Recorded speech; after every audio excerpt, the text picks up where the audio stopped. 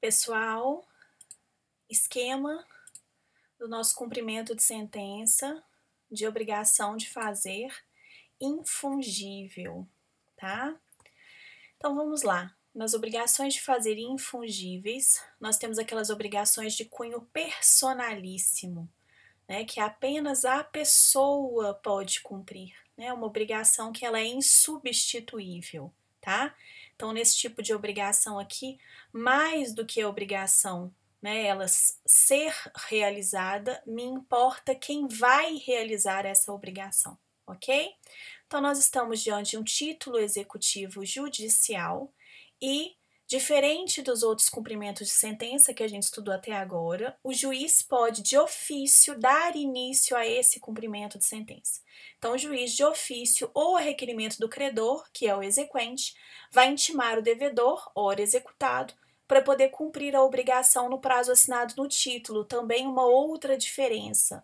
Até então, nós estudamos, nos outros cumprimentos de sentença, que existia um prazo fixado em lei para o cumprimento da obrigação, né? Mas no caso das obrigações de fazer, tá? Tanto infungíveis quanto fungíveis, das obrigações de não fazer e nas obrigações de entrega de coisa, o prazo que vai ser utilizado em relação aos títulos executivos judiciais, ou seja, nos cumprimentos de sentença, é o prazo que tiver sido assinado no título executivo judicial. Então, se a gente estiver trabalhando com uma sentença, por exemplo, o prazo que foi fixado na sentença para que a obrigação seja efetivamente cumprida, ok? Não há prazo fixado em lei, prazo fixo, né? Fixado em lei para o cumprimento da obrigação.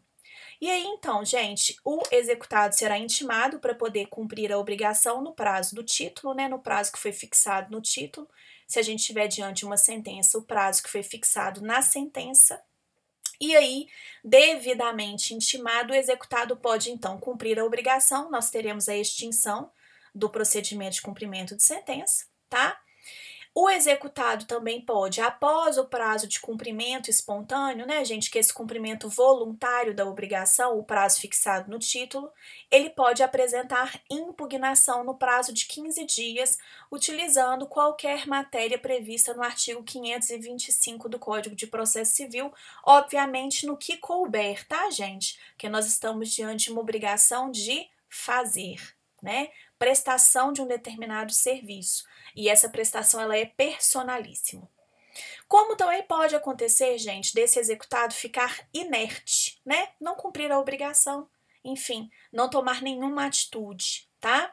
Caso ele fique inerte, essa inércia, obviamente, vale para cá também, né, gente? Se o executado não cumprir nada da obrigação e simplesmente apresentar impugnação, ele está inerte, tá?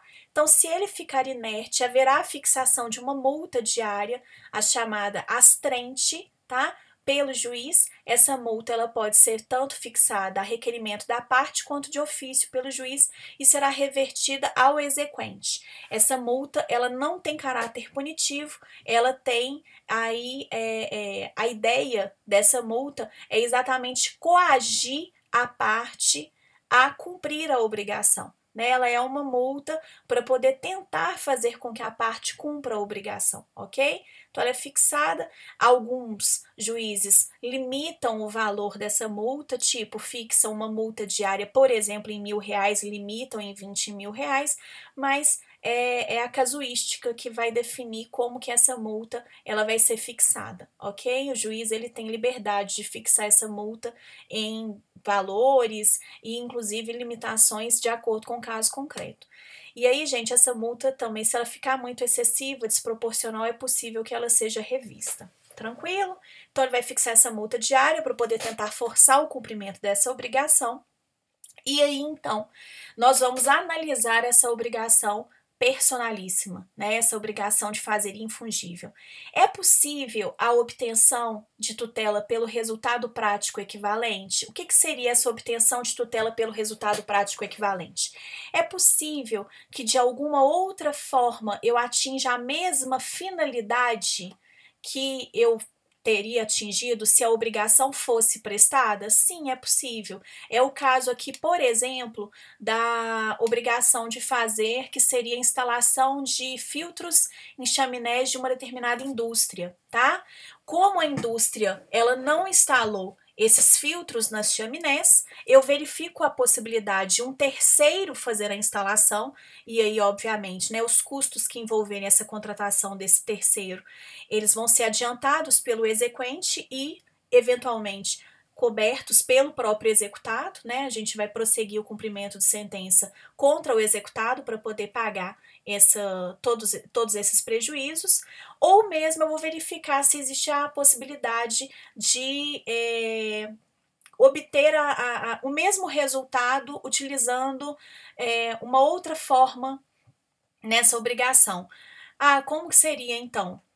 A gente pode, por exemplo, interditar essa indústria, fechar essa indústria? Sim, se essa indústria ela parar de produzir gases poluentes, eu não vou precisar nem mesmo da instalação dos filtros de ar. Se a minha ideia é exatamente fazer com que essa indústria não polua, basta então eu fechar essa indústria. Essa seria a obtenção de tutela pelo resultado prático equivalente, a instalação dos filtros de ar ou o fechamento da indústria, né? Eu teria aí o mesmo resultado. Tá? E aí todos os custos que envolverem, gente, essa obtenção de tutela pelo resultado prático equivalente, como a contratação eventualmente de um terceiro ou mesmo os custos de fechamento dessa indústria, eles serão adiantados pelo exequente e cobrados do executado. Então, se eventualmente aqui também, gente, incidir uma indenização por perdas e danos, né, essa indenização ela terá que ser liquidada, ou seja, né, deverá haver um procedimento de liquidação de sentença para poder apurar, tá, o valor devido, o quanto, né, dessas perdas e danos, e haverá o prosseguimento desse cumprimento de sentença de obrigação de fazer, agora de cumprimento de sentença por quantia certa, mais a incidência de uma multa por litigância de má-fé, que está prevista lá no artigo 536, parágrafo 3º do Código de Processo Civil. Essa multa por litigância de má-fé, gente, ela incide, né, por força legal e por se analisar que, neste caso aqui, houve o descumprimento de uma ordem judicial e, portanto, houve a violação da boa-fé objetiva, tá? Pela parte executada, e aí, né, em virtude dessa violação dessa boa-fé objetiva, é que haverá incidência dessa multa por litigância de má-fé. Como também, gente, pode haver aí a possibilidade de realmente apenas aquela pessoa mesmo cumprir a obrigação, tá? De não haver a possibilidade de um terceiro, nem uma possibilidade de uma obtenção de tutela pelo resultado prático equivalente.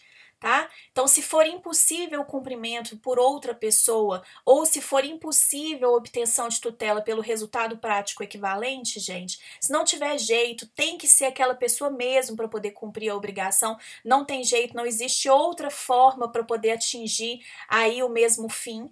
Então, nesse caso, não me resta alternativa senão a conversão dessa obrigação em perdas e danos. Convertendo, então, gente, essa obrigação de fazer infungível em perdas e danos, haverá liquidação para apuração do quantum devido, né, desse valor dessas perdas e danos, e aí, apurado esse valor das perdas e danos, haverá o prosseguimento do cumprimento de sentença, agora por quantia certa, né, sem o prejuízo, ou seja, mais o pagamento da multa por litigância de má-fé. Ok? Prevista lá no artigo 536, parágrafo 3º do Código de Processo Civil. Quando há conversão, gente, nesse cumprimento de sentença por quantia certa, né, quando prossegue o cumprimento de sentença por quantia certa, aí aquele procedimento que nós já estudamos, tá? Intimação do executado para efetuar o pagamento no prazo de 15 dias, não efetuando o cumprimento da obrigação, né? No prazo de 15 dias, incide multa de 10%, mais honorários advocatícios de 10% e parte para os atos de expropriação. Ok, gente? Espero que vocês tenham gostado. Até o nosso próximo vídeo.